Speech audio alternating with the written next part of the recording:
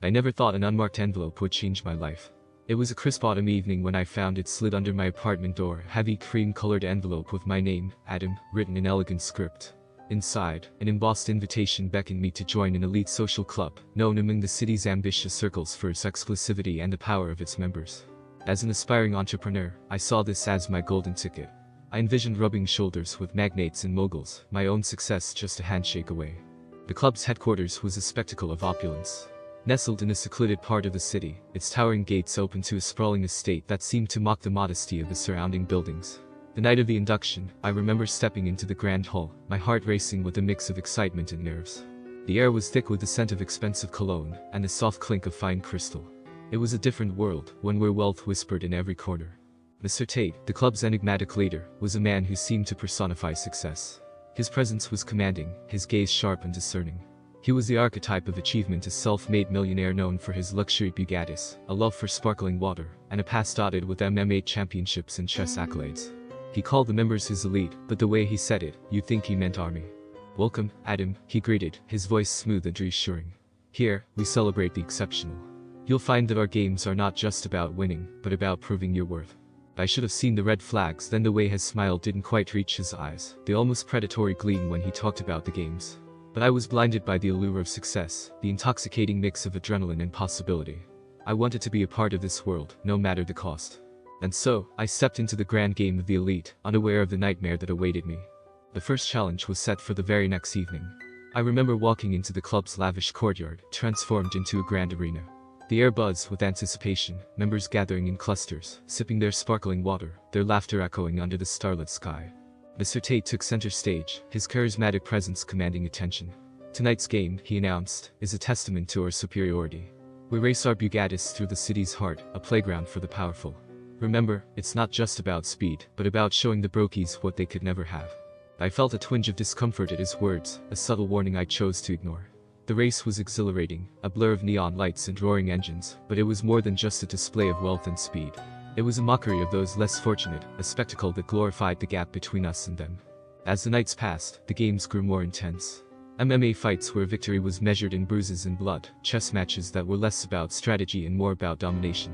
Each event was a twisted celebration of wealth and physical prowess, a cycle of one-upmanship that left no room for weakness. But it was during these games that I began to notice something unsettling. The winners, draped in their temporary glory, would strut like peacocks, their arrogance unbounded. The losers, however, would withdraw into themselves, their eyes haunted, as if something vital had been taken from them. It was a disturbing transformation, one that hinted at a deeper, more malevolent force at play. Curiosity turned to concern, and concern to fear, as I delved into the club's history. Whispers in dark corners spoke of members who tried to leave, but met with tragic, unexplainable ends. There were tales of an insatiable entity, a demonic presence that fed on the ego and despair of the club's members. The realization hit me like a cold wave. We were not just members of an elite club. We were pawns in a game far more dangerous, bound to a cycle of competition and degradation, orchestrated by something not of this world. And like the others, I was trapped, ensnared by my own ambition and the intoxicating lure of the game. As the weeks turned into months, the nature of the challenges escalated, each more perilous and morally ambiguous than the last. I witnessed the transformation of my peers into either ruthless victors or broken spirits. The club's atmosphere grew increasingly suffocating, the games a grotesque parody of our once noble ambitions. Amidst this, I started to piece together the puzzle. The entity Mr. Tate so reverently spoke of in hushed tones wasn't just a figurehead or a mascot, it was real, a demonic presence feeding on the toxic cycle of ego and despair that permeated the club's walls. Each game, each display of dominance and cruelty, was a tribute to this unseen horror, strengthening it. I remember the night when my turn came to face what I had feared the most. After a particularly grueling chess match, which I had won using cunning rather than brute force, Mr. Tate approached me, his eyes glinting with a mix of admiration and something darker. "Adam, you've proven yourself a worthy player," he said, his voice smooth as silk. "But the true test of your mettle is yet to come." Tomorrow night, the air was electric with anticipation as the members whispered about what the final game could entail. I lay awake that night, my mind racing with scenarios, each more harrowing than the last. It wasn't just about winning anymore, it was about survival. The next evening, the club was eerily silent as I entered. The usual ostentatious display was absent. Instead, there was a simple setup in the center of the main hall, a table with 2 chairs, a chessboard between them. Mr. Tate sat on one side, his demeanor calm yet foreboding. "This is your final game, Adam," he announced, his voice echoing through the hall. "But this is no ordinary chess match. Tonight, you play against the entity itself, through me. Win, and you gain everything. Lose, and you lose more than just a game. I felt a chill run down my spine. The realization dawned on me that this was more than just a test of skill. It was a battle for my very soul, a confrontation with the entity that lurked in the shadows of greed and despair. As the game commenced, I noticed something different in Mr. Tate's eyes. They were deeper, darker, as if something else was looking through them. The entity was here, in this very room, watching, waiting. The game of chess was no longer just a game, it was a battleground where my wit was pitted against an ancient, malevolent intelligence. The chess match with Mr. Tate, or rather, the entity through him, was unlike any I had played before. Each move was a dance with danger, a step closer to either salvation or doom. The entity's strategy was relentless, a mirror of the ruthless ambition that had come to define the club itself. But as the game progressed, a realization dawned on me, a glimmer of hope amidst the encroaching despair. The entity fed on ego, on the relentless pursuit of victory at all costs. It thrived in the poisoned soil of our arrogance and desperation. Perhaps, I thought, the key to defeating it lay not in playing to win, but in playing with humility, with the recognition of my own limitations and the inherent value of others, regardless of their wealth or social standing. I began to make moves that were cautious, measured, even self-sacrificing. With each piece I lost, I could sense the entity's confusion, its hunger for triumph left unfulfilled.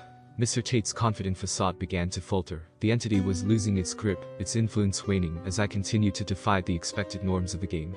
As we reached the endgame, I could feel the tide turning. The entity, weakened by my unexpected strategy, struggled to maintain control.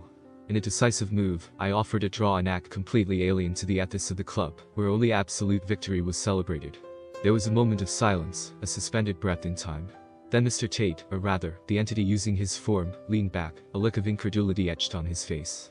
The members, who had been watching in rapt attention, murmured among themselves, their expressions a mix of confusion and awe. "I accept the draw," Mr. Tate finally said, his voice no longer smooth and commanding, but tinged with a hint of something akin to respect. In that moment, I knew I had won more than just a chess game. I had broken the cycle, challenged the very foundation on which the club stood. The entity, starved of the ego and despair it needed, receded into the shadows, its hold over the members loosening.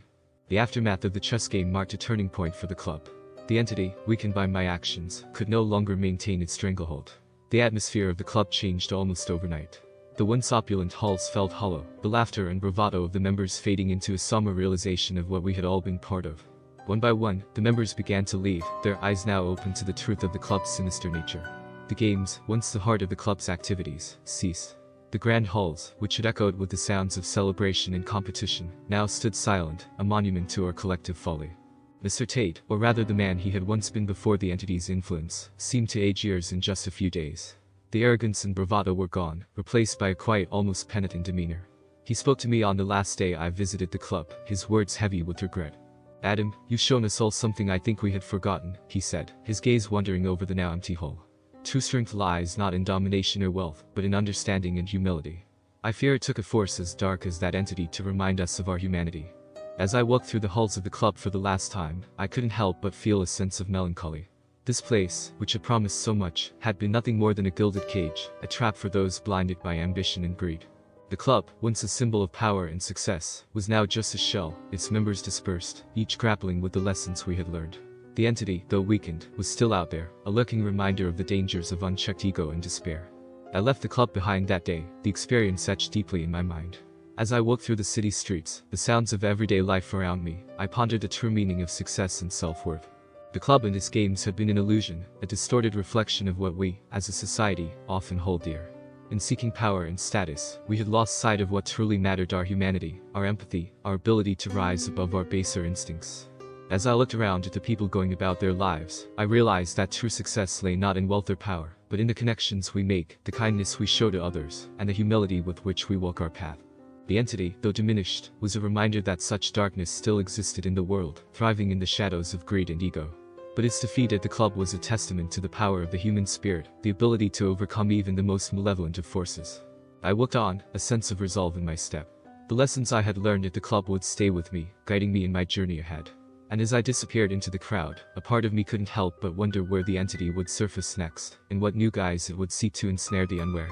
But for now, at least, the nightmare was over, and the day was mine to embrace.